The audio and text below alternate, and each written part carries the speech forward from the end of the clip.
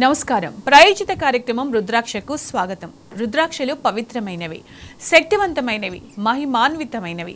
అలాంటి రుద్రాక్షలు ధరించడం వల్ల అనుకున్న పనులు నెరవేరుతాయా? ఎలాంటి కష్ట నష్టాలు రావా? అడ్డంకులు తొలగిపోతాయా?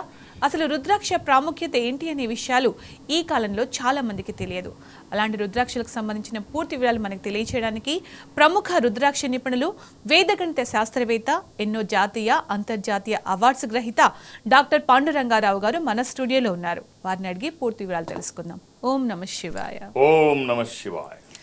ఎవ్రీ వీక్ లాగానే ఒక మంచి మోటివేషనల్ స్టోరీతో మన కార్యక్రమాన్ని ప్రారంభిద్దాం. ఓ చిన్న కథ చెప్పుకొని కార్యక్రమంలోకి వెళదాం. ఒక వ్యాపారస్తుడు, ఒక ఇండస్ట్రియలిస్ట్, ఒక మ్యానుఫ్యాక్చరర్, అంటే ఒక ఎంటర్ప్రెన్యూర్ ఏమన్నా మనం మాట్లాడుకోవచ్చు. ఒక బాగా అంటే వ్యాపారం చేయగలిగిన వాడు, వస్తువుల్ని తయారు చేయడం మ్యానుఫ్యాక్చరర్ అంటే. సరే, బాగా బతికినటువంటి వాడు అనుకోని కారణాల వల్ల కొంచెం వ్యాపారంలో నష్టం వచ్చి కొంచెంగా మొత్తం పోయింది. భార్య పిల్లలు ఏం సమాధానం చెప్పాలి, వాళ్ళ భవిష్యత్తు ఏంటో అర్థం కావట్లేదు. బాగా ఫారిన్ కార్లలో తిరిగి మంచి లగ్జరీ లైఫ్ అనుభవించిన పిల్లలు, భార్య. తను ఇంత మంచి వ్యాపారం చేసి సడన్గా వెనక్కి వెళ్ళిపోవడం ఏమీ అర్థం కాలేదు. ఏం చేయాలి?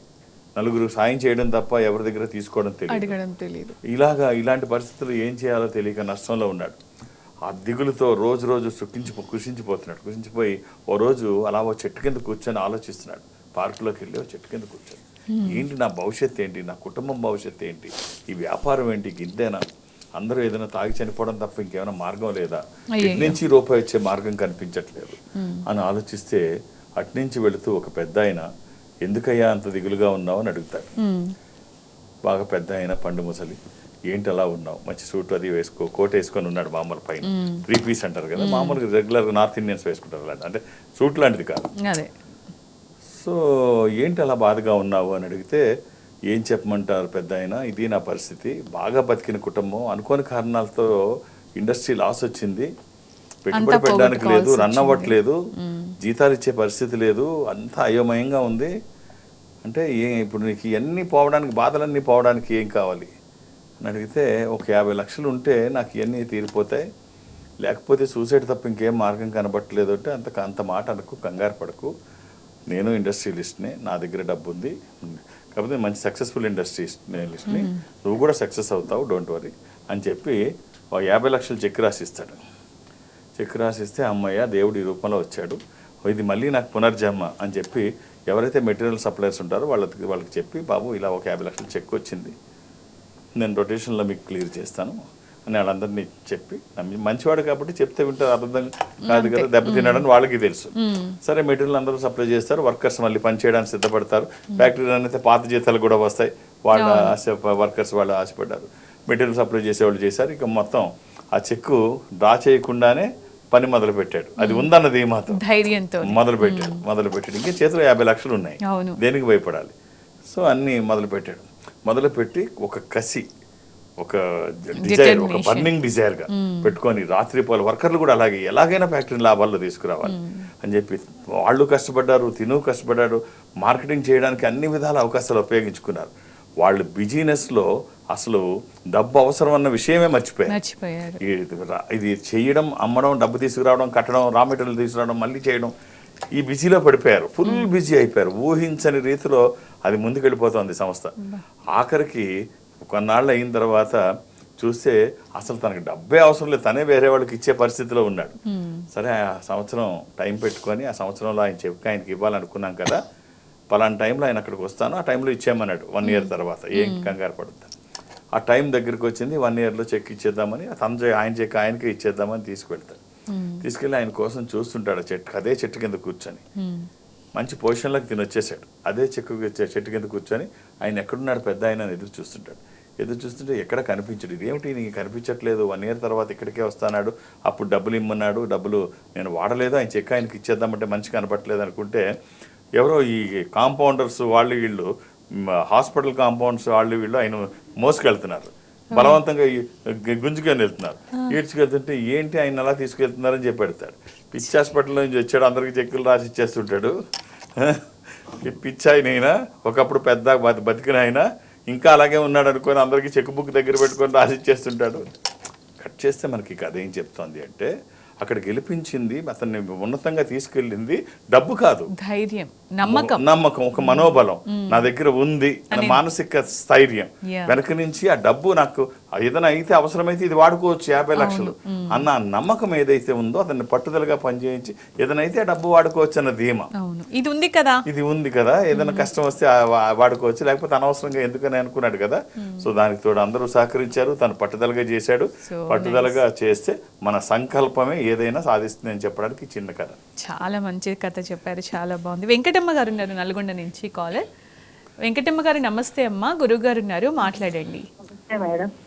అమ్మా ఓం నమ శివాయ. నమస్తే గురువు గారు, వెంకటమ్మ నా పేరు. ఏమిటమ్మా? ఈ హెల్త్ పరంగా ఎప్పుడు ఆరోగ్యంగా బాగుంటలేను. ఎలాంటి అనారోగ్యాలు ఉన్నాయమ్మా? అంత నడువు నవ్వడం, కాలు చేతులు గుంజడం. డాక్టర్లకు చూపించారమ్మా? మందులు తీసుకుంటున్నారా? వాడుతున్నా మందులు వాడు. అమ్మా డేట్ ఆఫ్ బర్త్ ఉందా?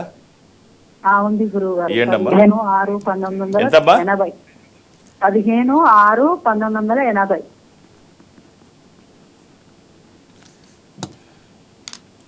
ఎంతమంది పిల్లలమ్మా మీకు? ఒక బాబు ఒక పాప. అమ్మా మీరు ఆదివారం పుట్టినట్టు తెలుసా? నాకు గుర్తులేదు గురువు గారు. అలాగే ఇది విధియా శుక్లపక్షం అమావాస్య నుంచి 2వ రోజు. ఇది కర్కాటక రాశి. ఇది తెలుసు అనుకుంటాను మీకు. అమ్మా సరే, ఒక్క రుద్రాక్ష చెప్తాను, డాక్టర్ సలహాలు తీసుకోండి. ఆ రుద్రాక్ష ఒకటి ఆరోగ్యానికి చాలా బాగుంటుంది. అంటే మనం ఏదైనా మెడిసిన్ తీసుకుంటే బాడీ మెడిసిన్కి స్పందిస్తుంది రుద్రాక్ష ధారణ చేసిన తర్వాత. ఎందుకంటే శరీరంలో అస్తవ్యస్తంగా ఉన్న వైబ్రేషన్స్ అన్ని క్రమబద్ధీకరిస్తుంది రుద్రాక్ష.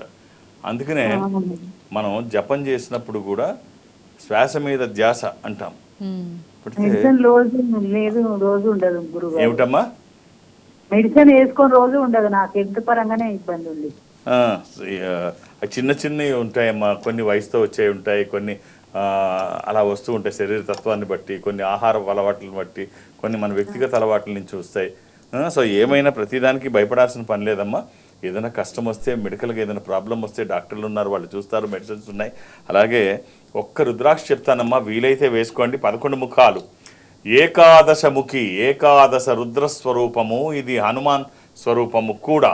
ఆధ్యాత్మికంగా మంచిది, ఆరోగ్యపరంగా మంచిది, భయాందోళనకి అవకాశం లేనటువంటిది.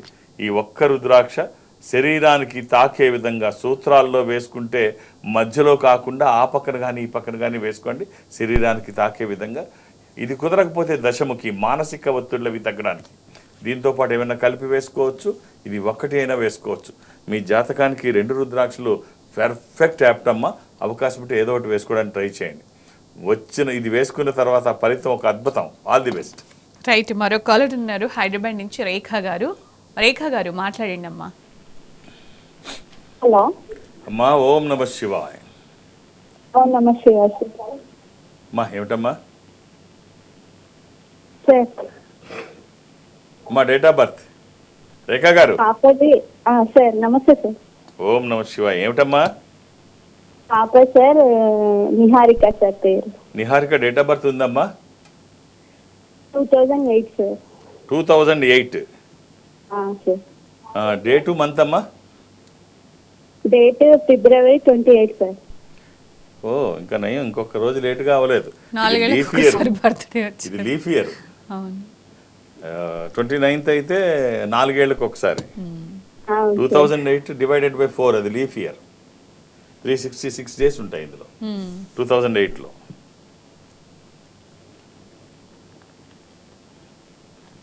హలో ఒక్క నిమిషం.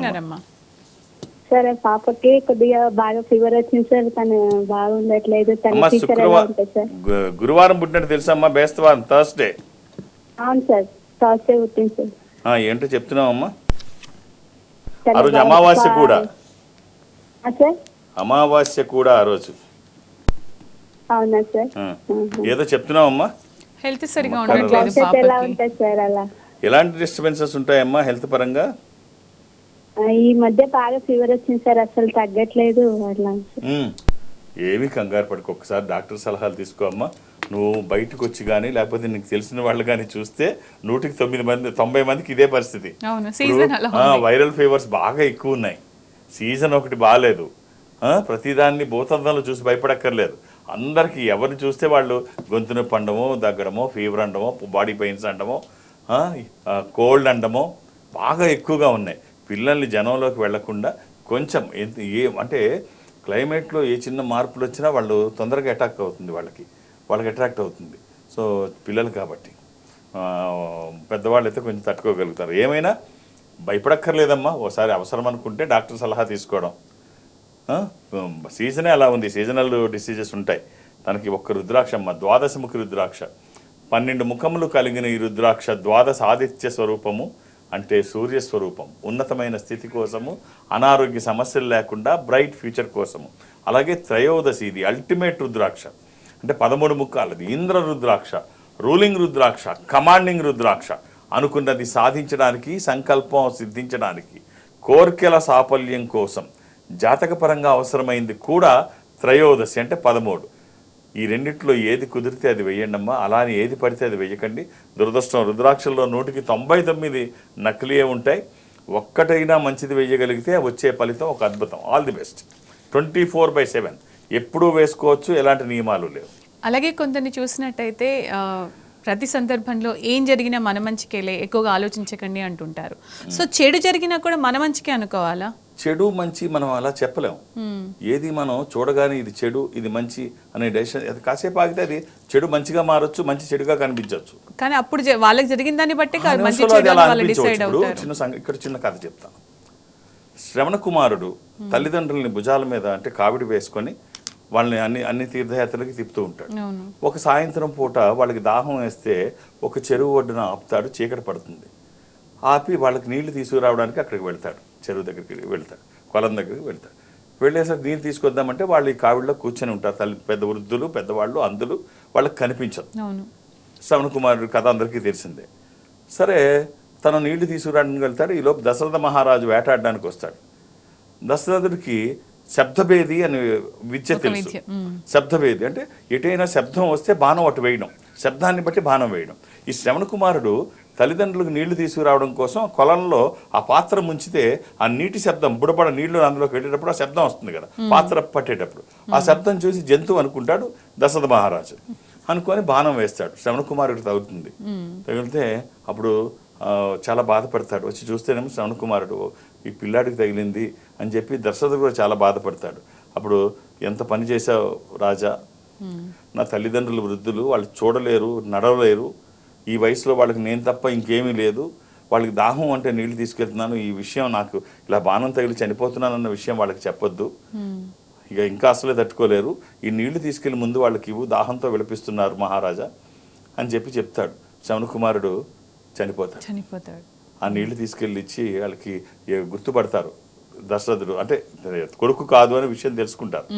తెలుసుకున్న తర్వాత ఎవరు నువ్వు, ఏం చేస్తున్నావు, ఏమి ఇస్తున్నావు అంటే జరిగింది చెప్తారు దశరథుడు. చెప్తే దుర్మార్గుడా, ఈ పరిస్థితిలో మాకు ఇంత అన్యాయం చేస్తావా, నువ్వు కూడా ఇలాగే పుత్ర వియోగంతో నువ్వు కూడా ఆఖరి రోజుల్లో ఇబ్బంది పడతావు, నీకు కూడా పుత్ర వియోగం కలిగి నువ్వు బాధపడతావు, పుత్రులతో దూరమై వాళ్ళు దూరమై నువ్వు బాధపడతావు అని చెప్పేసి ఈ వృద్ధ దంపతులు చెప్పిస్తారు దశరథుడిని. ఇప్పుడు ఇది శాపం అనుకోవాలా, వరం అనుకోవాలా? దశరథుడికి అప్పుడు దాకా పిల్లలు లేరు, చెయ్యని యాగం లేదు, తిరగని ప్లేస్ లేదు, అసలు పిల్లలే లేరు. పిల్లల కోసం ఆయన చేయని పని లేదు.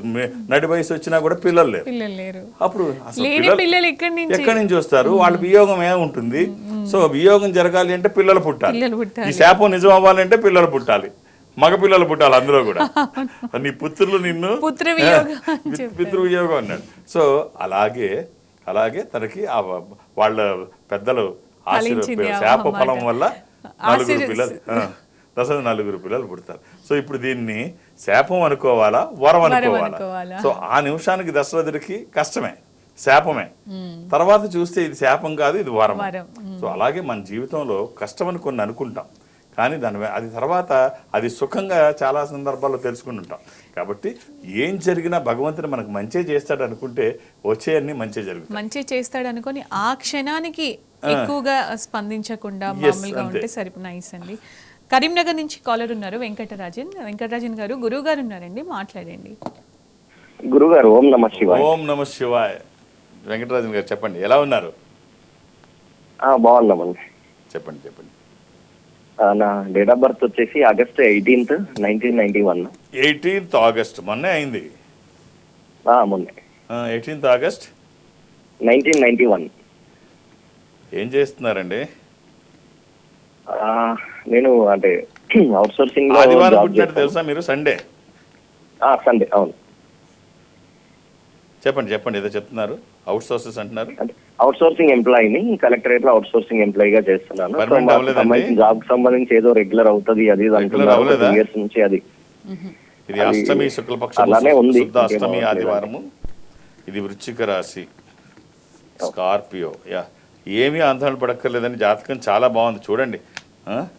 ఇంకొక మీకంటే సమయం దొరికితే ఇప్పుడు ఇలాగా చేస్తున్నారు, అది రెగ్యులర్ అయితే రెగ్యులర్ అవుతూ ఉంటుంది. ఈలోపు ఇంకేదైనా ఆదాయ వనరులు పెంచుకోవడానికి కూడా చూడండి, మార్గం ఏముందా.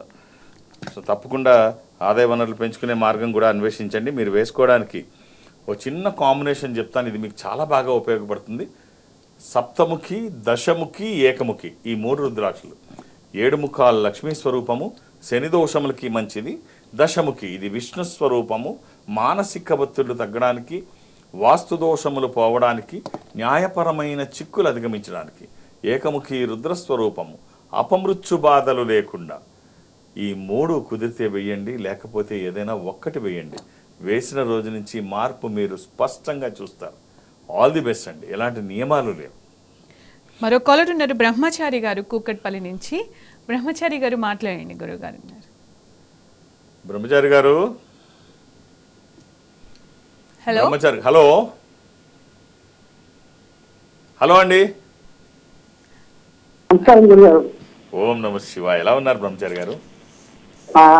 బాగున్నాను గురుగారు. డేట్ ఆఫ్ బర్త్ ఇస్తారా? మా బాబు గురించి తెలుసుకుందామని ఫోన్ చేశాను డేట్ ఆఫ్ గురుగారు. బర్త్ ఇవ్వండి. బాబు డేట్ ఆఫ్ బర్త్ ఇవ్వండి. 6th December 1998 గురుగారు. 5th డిసెంబర్, 5వ తారీఖు December. 6th December 6th December 1948 గురుగారు. 48. 98 గురుగారు. 98. మీ అబ్బాయి అంటున్నారు 48. 1998 అండి. 1998. ఎంతమంది పిల్లలండి మీకు? 2 పాపలు 1 బాబు గురుగారు. ఈ అబ్బాయి ఆదివారం పుట్టినట్టు గుర్తుందా సార్ బ్రహ్మచారి గారు? అవును గారు. అవునండి. ఆదివారం. అలాగే ఇది చతుర్థి కృష్ణపక్షము, బహుళ చవితి అంటే సంకటహర చతుర్థి. నిన్న అదే, ఇవాళ పంచమి. చాలా గొప్ప రోజు ఈరోజు. వాళ్ళు చాలా మంచి రోజు. పంచమి. అలాగే ఇది కర్కాటక రాశి. అబ్బాయి విదేశాల్లో ఉన్నాడండి. అవునండి, బాబు అక్కడ ఉన్నాడు. ఆయన భవిష్యత్తు గురించి ఇప్పుడు తెలుసుకున్నాను. ఖచ్చితంగా విదేశాల్లో ఉండాలి ఈ అబ్బాయి. ఎక్కడున్నాడండి అబ్బాయి? యుఎస్ఏలో ఉంటుండండి. యుఎస్ఏలో ఎక్కడ? మిసోరీ స్టేట్లో. రైట్. ఈ అబ్బాయికి ఒక్క రుద్రాక్ష చెప్తాను, వీలైతే వేయండి. ది బెస్ట్ 3 చెప్తాను, మీరు గర్వపడే స్థాయిలో ఉందని జాతకం. బ్రహ్మచారి గారు సంబంధాలు చూస్తున్నారా? ఇంకా లేదు గురుగారు. ఆయనకు ఎంఎస్ అయిపోయింది, జాబ్ సర్చింగ్ లో ఉన్నాడు గురుగారు. ఏమి ఇబ్బంది లేదులేండి. అక్కడ కొంచెం అమెరికా ఇప్పుడు గందరగోళంగా ఉంది, కానీ ఇబ్బంది ఏమి లేదు. తను ఉన్న స్టేట్కి బాగానే ఉంటుంది. ఈస్ట్ కోస్ట్లో అక్కడ బాగానే ఉంటుంది. లేకపోతే పక్కకు కొంచెం మూవ్ అవ్వమనండి. పెన్సిల్వేనియా స్టేట్ ఉంటుంది, ఫిలడెల్ఫియా అని. అది జో బైడెన్ స్టేట్. అది జో బైడెన్ ఇంతకుముందు పాత ప్రెసిడెంట్ స్టేట్. అది ట్యాక్స్ ఫ్రీ స్టేట్. అందులో అవకాశాలు ఎక్కువ ఉంటాయి, కంపెనీలు ఎక్కువ ఉంటాయి. మీ వాడు ఉండడానికి పక్కనే. ఎక్కడ అవకాశం ఉంటే అక్కడికి వెళ్ళిపోనమ్మనండి. జాతకం అయితే మీరు గర్వపడే స్థాయిలో చాలా గొప్పగా ఉంది. ది బెస్ట్ 3 రుద్రాక్షలు చెప్తాను, ఏదైనా ఒక్కటి అవకాశం ఉంటే ఆ 3 ఏదైనా ఒకటి వేయడానికి ట్రై చేయండి. 13, 12, 14 ఎనీ వన్ ఆఫ్ దిస్ 3 రుద్రాక్షస్. 13 త్రయోదశి, ఇది ఇంద్ర రుద్రాక్ష, రూలింగ్ రుద్రాక్ష, కమాండింగ్ రుద్రాక్ష. అనుకున్నది సాధించడానికి, సంకల్పం సిద్ధించడానికి, కోర్కెల సాఫల్యం కోసం జాతకపరంగా అవసరమైంది కూడా త్రయోదశి. ఒకవేళ ఇది కుదరకపోతే ద్వాదశి, 12 ముఖాలు సూర్యస్వరూపం. ఇక 14 అల్టిమేట్ రుద్రాక్ష. ఇది చతుర్దశముఖి, ఇది రుద్రనేత్ర స్వరూపము, స్వామివారి 3వ నేత్రము. శత్రుభయాలు లేకుండా, గ్రహపరమైన దోషాలు లేకుండా, అపమృత్యు బాధలు లేకుండా. దీనికి అధిపతి శని, అంటే అబ్బాయి జాతకానికి సంబంధించింది. సో అవసరం నేను తెలియజేశాను, అవకాశం మీరు చూసుకోండి. ఎప్పుడూ వేసుకోవచ్చు, ఎలాంటి నియమాలు లేవు. ఇది వచ్చిన తర్వాత సక్సెస్ రేట్ ఎక్కువ ఉంటుంది, నెగిటివ్ ఫోర్సెస్ మన మీదకి రాకుండా ఉంటుంది. ఆల్ ది బెస్ట్ అండి. అలాగే కొంతమందిని అంటే కొన్నిసార్లు చూస్తుంటాం, కొంతమందిని అన్నిట్లలో తామే గొప్ప అంటుంటారు, తాము చేసిందే కరెక్ట్ అనుకుంటారు, ఎదుటి వాళ్ళని కూడా చాలా తక్కువ చేసి చూస్తూ ఉంటారు. ఇలాంటి వాళ్ళు చాలా మంది ఉంటారు, కొంతమంది కాదు, చాలా మంది ఉంటారు. సో ఇప్పుడు ఎవరికి వాళ్ళు గొప్ప వాళ్ళు అనుకోవడం తప్పేం కాదు, కానీ ఎదురు వాళ్ళని కించపరిచి వీళ్ళు తక్కువ చేయడం అది చాలా అవివేకం, హాస్యాస్పదం. ఎలా ఉంటుందంటే అది చెప్పుకోవడానికి కూడా బాగోదు. ఎలా ఉంటుందంటే ఒక ఏనుగు నడిచి వెళుతోందంట, ఒక పంది బురదలో మునిగింది.